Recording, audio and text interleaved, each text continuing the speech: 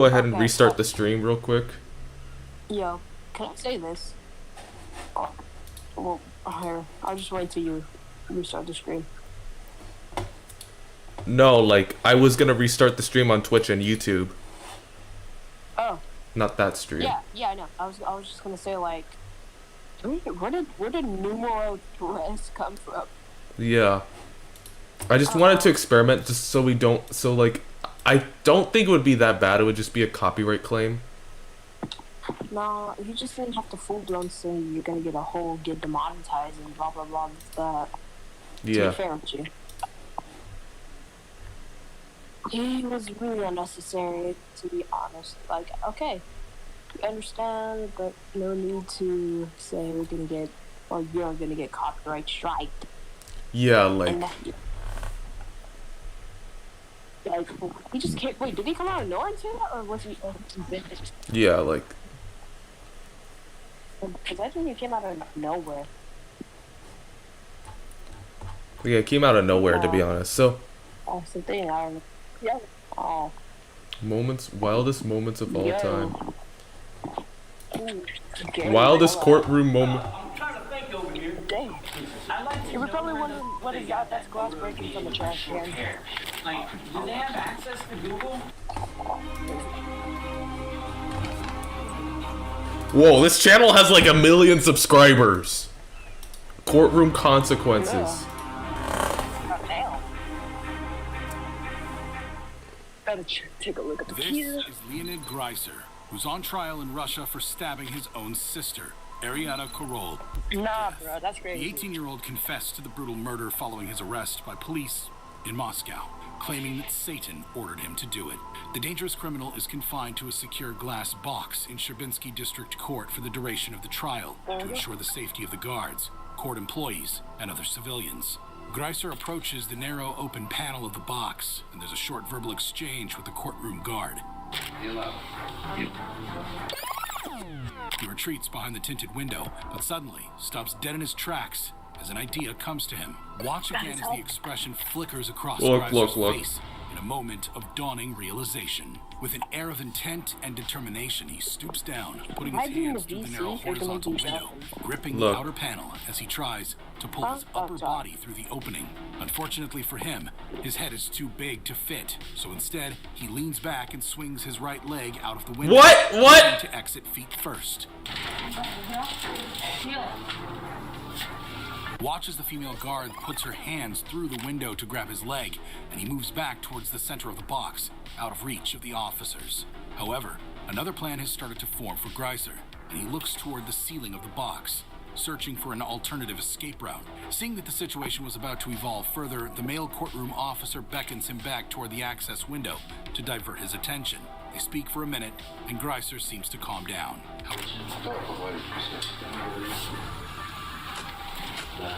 However, just as it seems that peace is restored, the situation takes an unbelievable turn. Greiser jumps onto the low bench in the box and begins to squeeze his way up through an extremely narrow gap between the ceiling slats.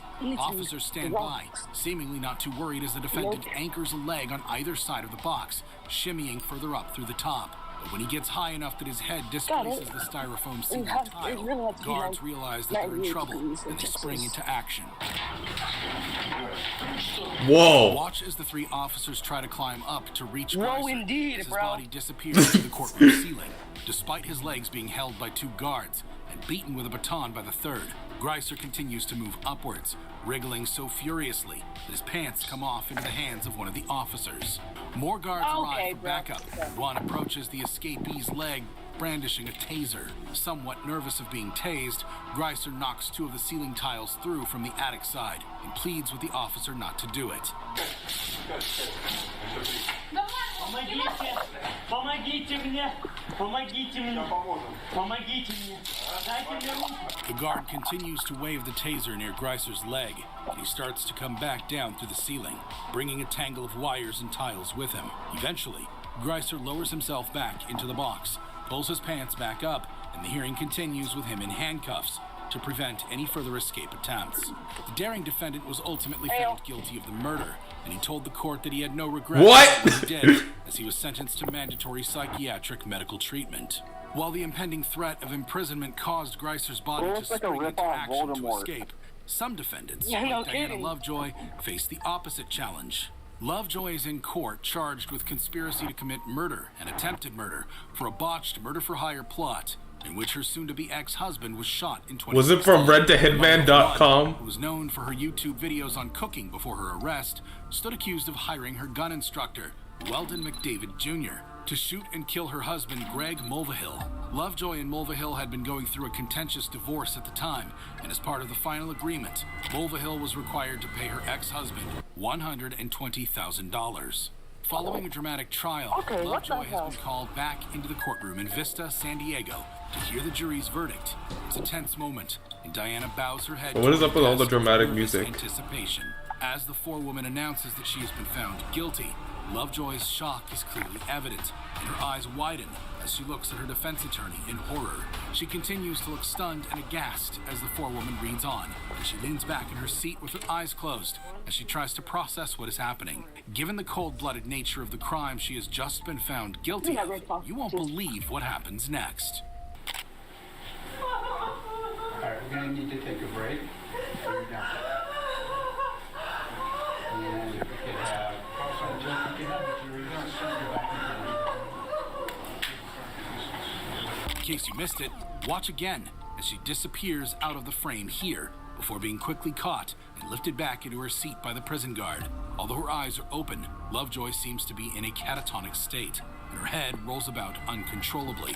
The prison guard attempts to get her into a standing position, but a seemingly rigid Lovejoy collapses to the ground, eyes still fixed open. She's placed in the recovery position before receiving medical attention from a doctor present in the courtroom who thinks she might be suffering from shock. Though prosecutor Jody Breton suspects the whole incident could have been faked, I am skeptical because again, she's somebody who will hire a person to kill her ex-husband. Lovejoy is taken from the court to a waiting ambulance on a stretcher. After recovering from what ER doctors deem to be just a fainting episode, Lovejoy is brought back to court, where she is sentenced to 26 years to life for her crimes. Damn. 26 years to life. Keep that in mind, guys. Some incidents of lingering in court are more dramatic than others, and the case of Kissan Wilkins could be the most dramatic yet. Wilkins is representing himself in an Ohio courtroom against multiple charges of assault Ohio! in connection with the 2004 shooting. Crazy. Following a dramatic first day of the trial, where the judge needed to clear the courtroom a number of times due to Wilkins' Pennsylvania is antics, better day than 2 Ohio. is already starting off on the wrong foot. The hearing kicks off with the judge asking Wilkins if he has any witnesses present in court today, Ohio courtroom. Yes. to which Wilkins replies that he does not. He tells the judge that he needs more time to prepare his defense, to which the judge admonishes him, telling him that he had months to prepare. You've had months to research this matter. This is why I suggested to you that you have counsel. Not willing to give Wilkins any more time, the hearing proceeds, and the prosecution calls a policeman to the stand as a witness.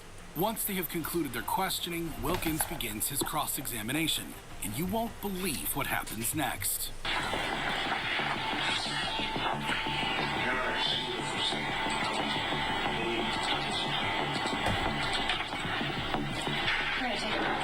What? He just faints? Watch again as Wilkins falls to the ground, and court deputies rush to his aid.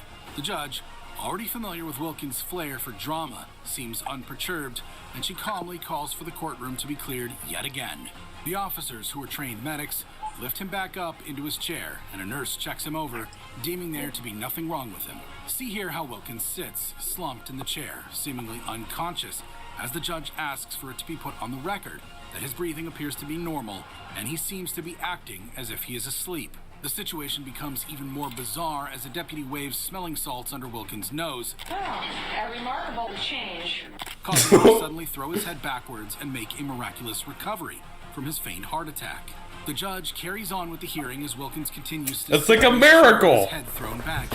She reprimands him for his continued gosh, disruptive bro. behavior. That's so Despite surprising. being deemed healthy, What a Wilkins miracle, is bro. eventually lifted from Yeah, I his decided seat not to do it and from taken A&E off because to I don't want to, the like, bench. because I'm less likely of getting copyright claimed. So that's why I decided to do it, like, instead of A&E, because I'm less likely of getting copyright claimed. So what's the same video I'm working on? Only in Ohio. Only in Ohio. Oli and Oha. Be all working on. His behavior didn't do him any favors, and he is sentenced to 42 years in prison. If you think Wilkins' antics were audacious, wait until you see Daniel Nicholson's attempt to escape the scales of justice. 35-year-old Nicholson is appearing in Christie's Beach Magistrates Court in Adelaide, South Australia, for a bail hearing in relation to weapons offences and driving charges that he is facing. He has a long history of petty crime and drug use, and before attending court today, he got high on methamphetamines. As Magistrate Sue O'Connor announces that Nicholson's bail is being revoked, I don't see the problem. the drugged-up defendant stands up and pleads with her, putting his hands in the air. Nicholson was expecting to leave the court on bail again today. No, you can stop. And he's not happy to hear that this will not be the case. The judge orders him to sit down, but Nicholson becomes more irate and agitated. As shocking as Nicholson's earlier behavior has been, suddenly, things take a more dramatic turn. A sheriff's officer enters the dock to take control of the situation and calm Nicholson down. But instead, Nicholson jumps up onto the side of the dock, trying to climb over the glass panel at the top. Two officers grab him in an attempt to get him down, and he wrestles with one of them, locking arms as he falls back into the dock. He quickly springs back up and vaults to the dock, landing on the desk, as a police prosecutor wrangles him to the ground, pulling his pants down in the process. Okay, bro.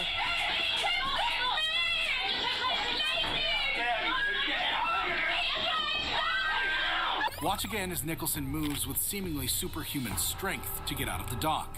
It doesn't end there, and the struggle continues across the floor of the courtroom. Nicholson's supporters, who are sitting in the hall outside, storm the courtroom. One woman is holding Nicholson's young son in her arms, and she begs the guards for mercy. You can hear her here screaming and pleading that Nicholson is a sick man. Dude, he's... Officers eventually restrain Nicholson, placing him in handcuffs. Two of the sheriff's officers involved were injured. Nicholson was jailed for at least 12 months. I think I remember that dude. I saw him at the movie of Crack House the other day. Get clean, or face many more years behind bars. While actions like Nicholson's can be explained away by a desire to evade imprisonment, some behavior by defendants in court is so bizarre that no logical reasoning can be found for it, like in the case of Christopher Teal. Teal is appearing before Superior Judge Karen Donahue in King County Courtroom. A judge named Karen! The victim is unlawful in King County Courtroom, Seattle. Teal is appearing before Superior Judge Karen Donahue in... Her name is Karen, and she kind of looks like a Karen, too. She does. King County Courtroom, Seattle. King County Courtroom. And unlawful imprisonment. After an incident where it was alleged he followed a woman into the bathroom at a car dealership, locked her in a stall, and sexually assaulted her. The victim had dropped her car off for service in moments before the attack, which was only stopped when dealership employees broke into the stall and pulled Teal, who was 6 foot 3 inches tall, off the woman. Teal's been Karen's last name until now, and he's been involved in a number of violent incidents, including trying to headbutt a detective who was questioning him about the incident at the car dealership.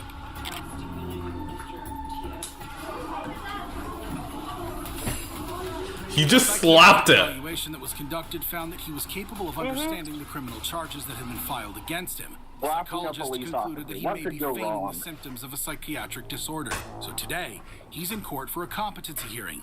Watch his demeanor as he enters the courtroom and looks around in a seemingly dazed state. His court-appointed attorney, Reed Birkland, stands next to him. Teal's handcuffs are removed by the jail guard, and the defendant continues to look around in a confused manner. As the prosecutor kicks off the hearing, Teal reaches his arm out towards his defense attorney, and the court officer grabs his arm down and tells him to stand still. You won't believe what happens next. Teal laughs, and then without warning or provocation, he turns to Birkland again and slaps him sharply. In case you missed it, here it is again. Watch as one court officer immediately grabs Teal by the back of the head, while the other holds him by the shoulders as they bring him to the ground.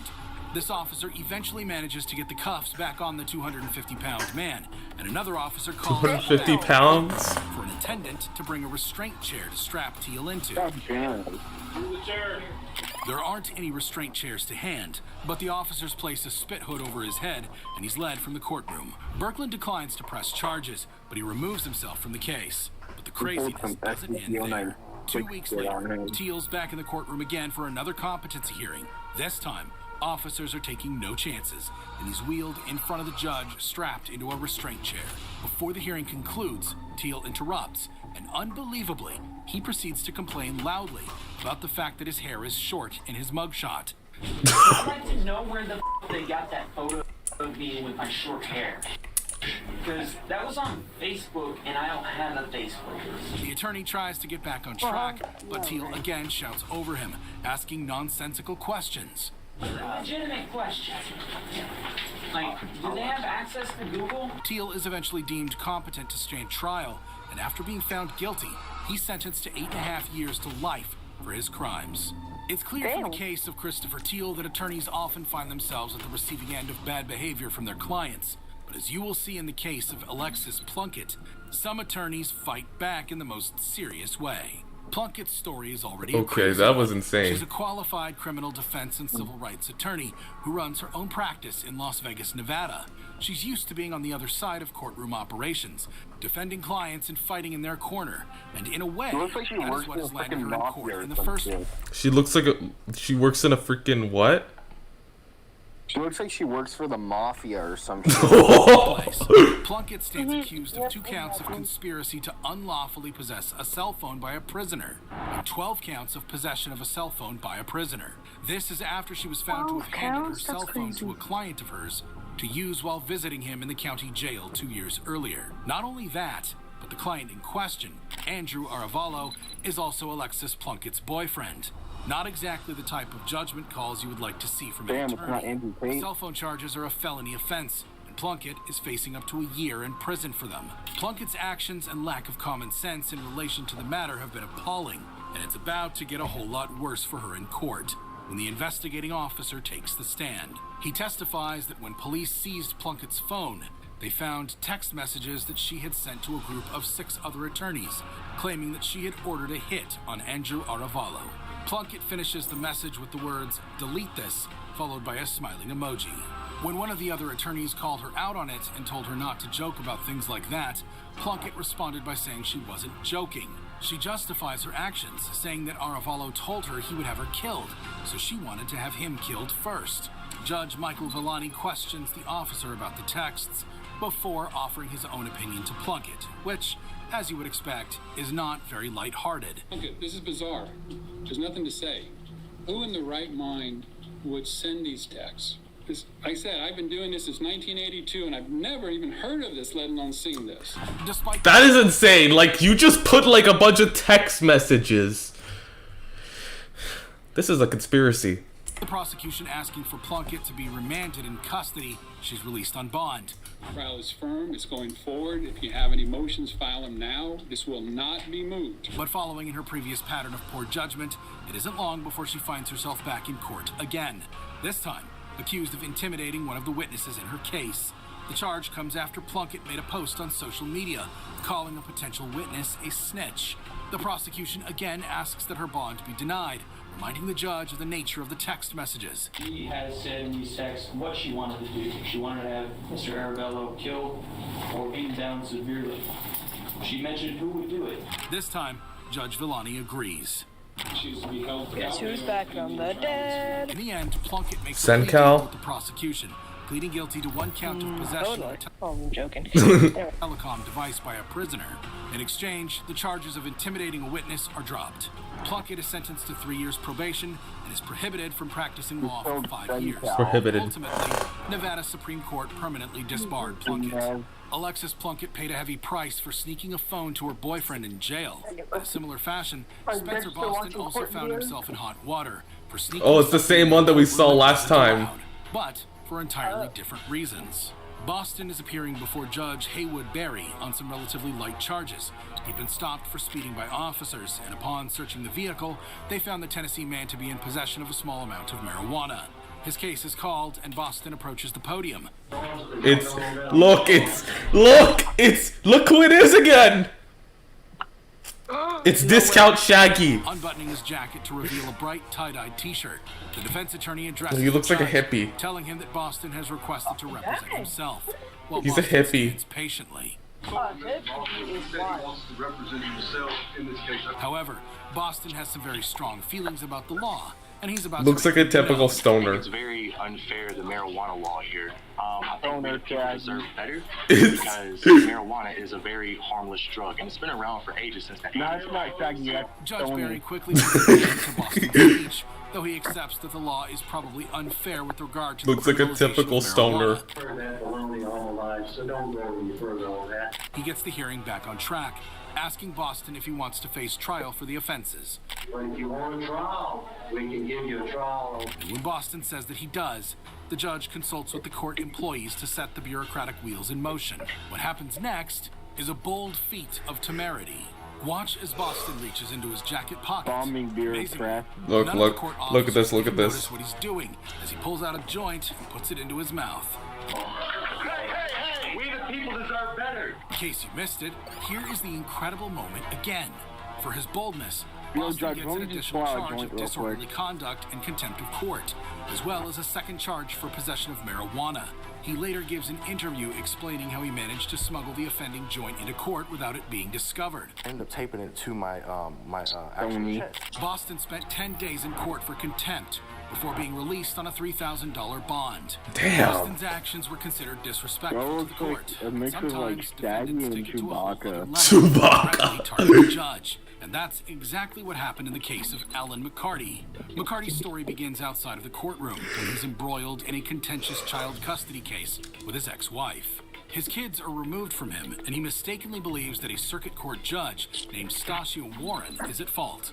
Obviously enraged, McCarty phones the Volusia County Sheriff's Office in Florida to sound off about the situation.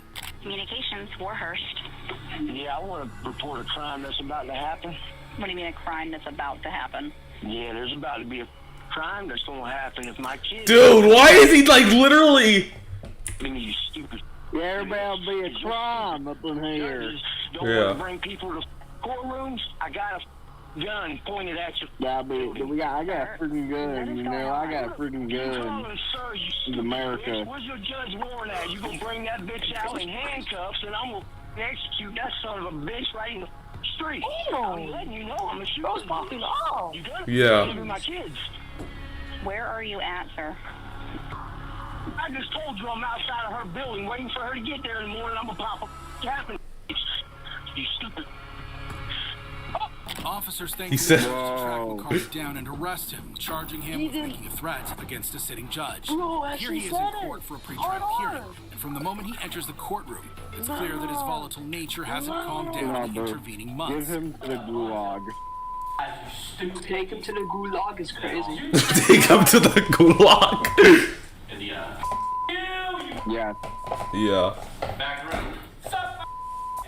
Things get more strained when McCarty is asked to raise his right hand to swear an oath. He's not gonna swear it oath. No, I was not sworn in. I've never been The police are gonna suck away your rights. That's what they're really gonna suck. They're gonna take on you.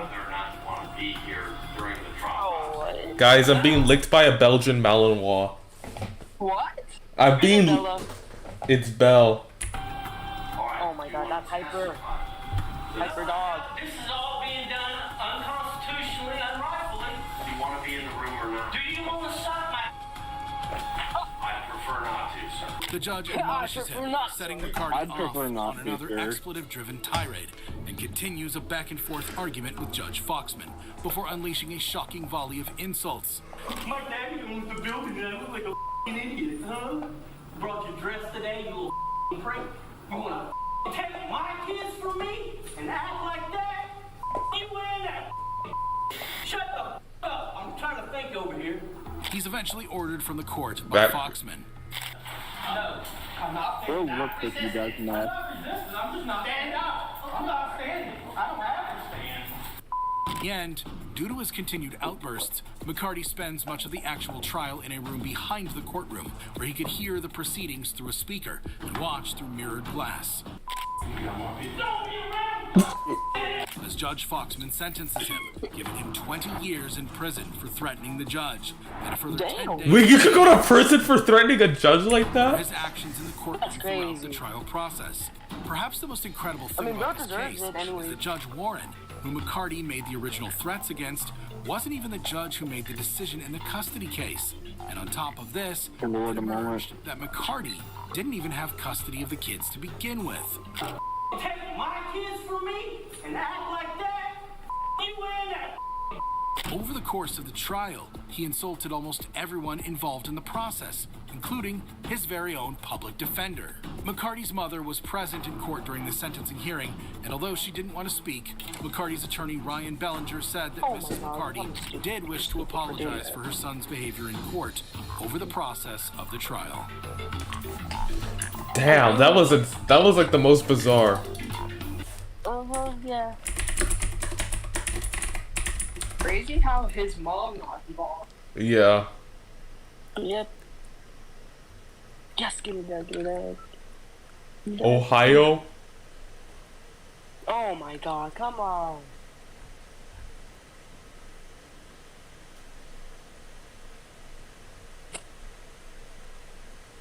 Look, this one is bizarre. You get back here.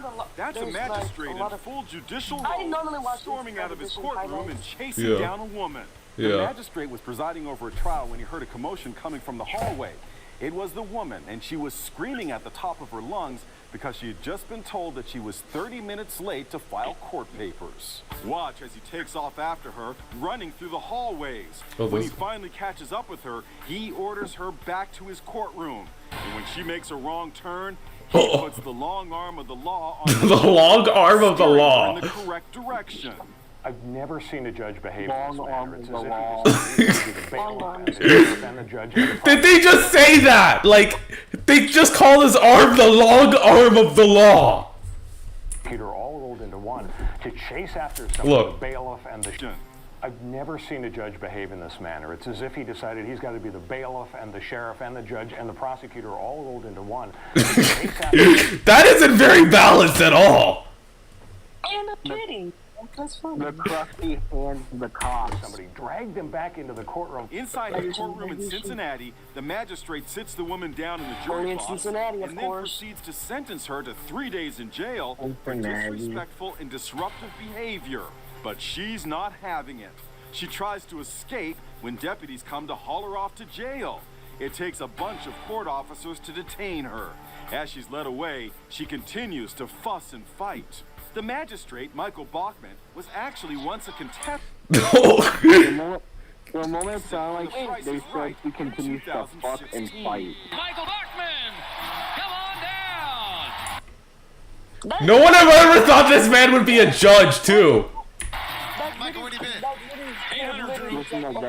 Empty-handed, and today he's out of a job, forced to resign for being out of order in his own courtroom.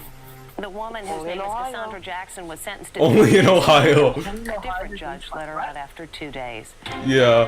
The prices can't even handle the judicial system in Ohio, skull emoji. You're out of order, she's out of order, this whole courtroom is out of order. The price is wrong. No, the price is right. What? The price is wrong. Breaking news, Ohio violates the Geneva Convention. Can't even handle the judicial system in Ohio. Where? Jesus. Mac and cheese. I forgot my switch. Kissan was on my feet. Ow! Oh my goodness, this is like... Let me look at chat real quick. No one said anything on chat.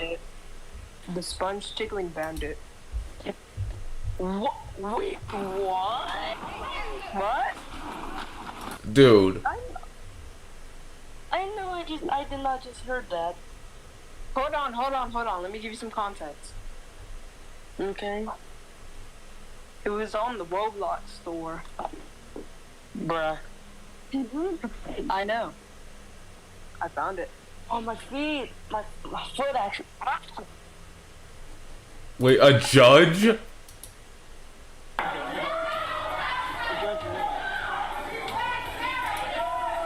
After a judge sentenced another judge to jail time, chaos erupted in an Ohio courtroom. In an Ohio courtroom! Oh only in Defendant into custody wasn't so easy, as a court officer had to drag her out. Only in Budget, Ohio. The Star Spangled Former Banner. Cincinnati Judge Tracy Hunter was sentenced to 6 months in jail back in Ohio's 2014, but she's been appealing the ruling ever since. She was convicted of misusing her position as a judge to help her brother, who was facing an employment dispute over his job in the county. Her lawyer has claimed her actions didn't break the law. Judge Hunter has gotten up each morning not knowing whether that was going to be the day that she would go to jail. But now that all of her appeals have been exhausted, she had to face the music in court. What she wants is to control the facts. What she wants to do is write the law, and what she wants to do is play by her own set of rules right up until today. The case has drawn outrage from the African American community, who say Hunter is being treated unfairly. Several people tried to protest her sentence. One was restrained by deputies and released after being found guilty of contempt of court. Dude, race has nothing to do with it. Race has nothing to do with it, guys. I'm gonna be honest with you. It's not because she's African American. Don't bring race into a situation like this. Race has nothing to do with this situation. We get it, Gay Star. Calm down. Hunter filed a grievance with the county, claiming she was injured as she was being dragged away. The sheriff is investigating the claim. For InsideEdition.com. Bro didn't let her speak when she said for InsideEdition.com. Yeah. That's crazy. Oh my god. Usually news channels don't file any copyright claims at all. Like usually like news channels don't. Oh god, I think I hear some. Please be a shit.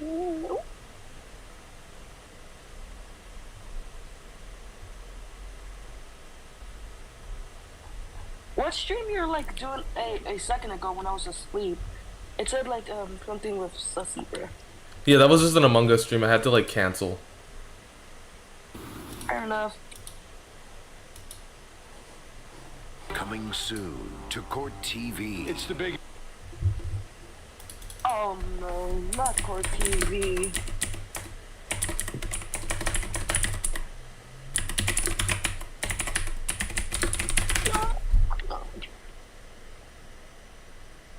Gold.